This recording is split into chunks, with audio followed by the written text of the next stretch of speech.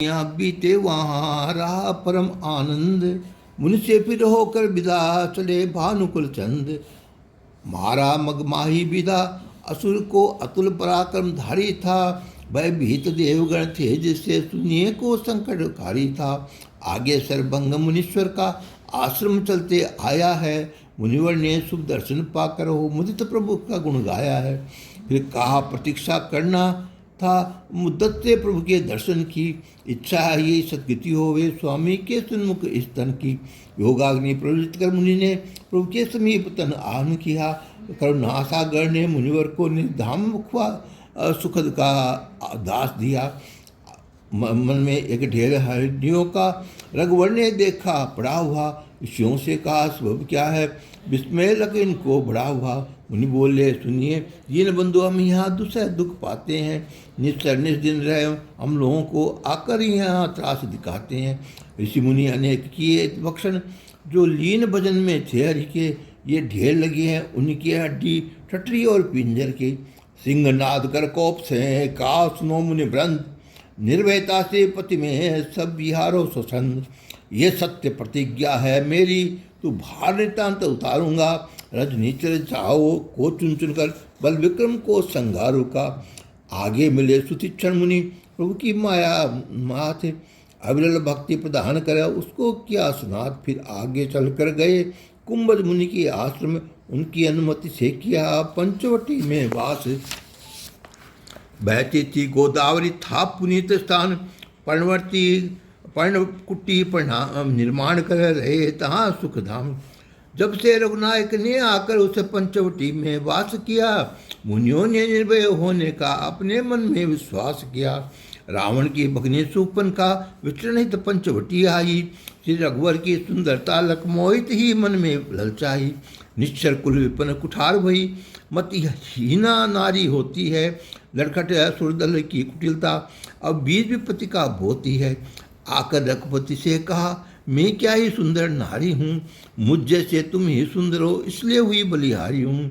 हम दोनों ही को रूपवान विधि ने समतुल बनाया है। ये जोड़ा बनकर रहने को विधि ने अनुकूल बनाया है। शंका विकार का समय नहीं संचारी प्रेम प्रवाह करो। मत पूछो किस ज्योतिष से मुझसे तत्काल ब्याह करो। बोले प्रभु मुस्काए करे मैं कर चुका ब्याह। अनुज लखन से कहो जह करिए उत्साह। तब वह निश्चय छोड़ उनको लक्ष्मण में सन्मुख आ बोली। जिस तरह कहा था राघव से प्रेम गांठ आकर खोली। मैं परम सुंदरी कन्या हूँ तुम भी बाकी छवि रखते हो। है नैन कसोटी स्वर्ण वर्ण किस कारण नहीं परखते हो। था लक्ष्मण का जन्म से है टेढ़ा तेज स्वभाव। फटकारा उसको बहुत है देखा अब आवनताव। बोले तुमको कुछ शर्म नहीं वैया कैसे आई है। कुटिला कलंकनी गणिका दुष्टा पृष्ठा हरजाई है।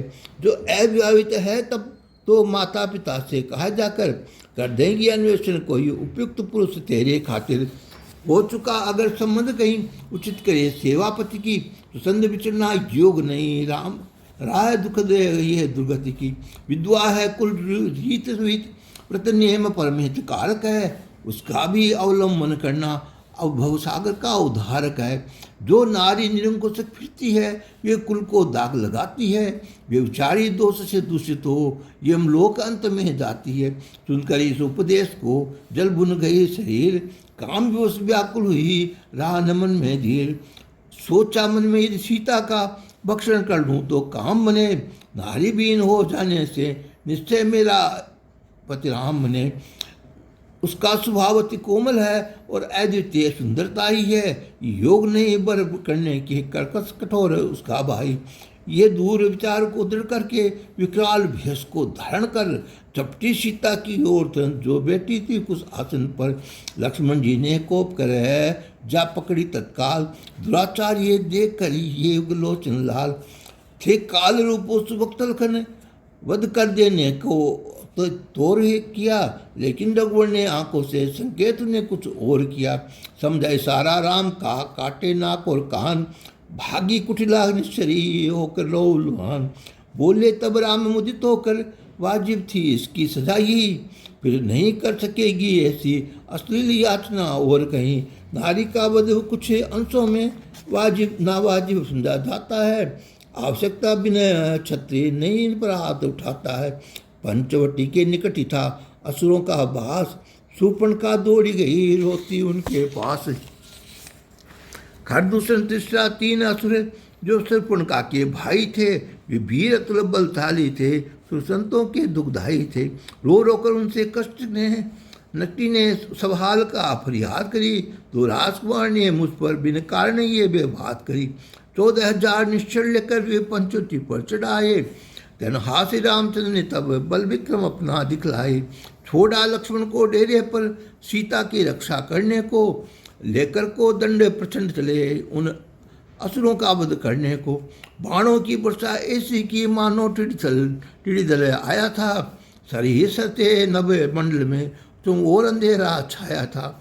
दुष्टों के चक्के छूट गए, चलनी छिद्र छिद्र कर जिगर हुए। लाशों पर लाशें गिरती गई, शीर्तन से जुदा बसर हुए। करने को असुर बीन न मही, जो पंठा नाता ही याद आया। समरण ऋषि और मुनियों का दुखदायी करना नाद आया। उस पावन प्रण को नाथ अभी मानो पूरा कर डालेंगे। बाणों की रुद्र पिपासा को शरण में आज बुझाएंगे। तमचारी निशा अंधिजारी में रघुवंश पतंग प्रकाश हुआ। 14 सहस्त्र थे गिनती में, उन सब अस्त्रों का नाश हुआ।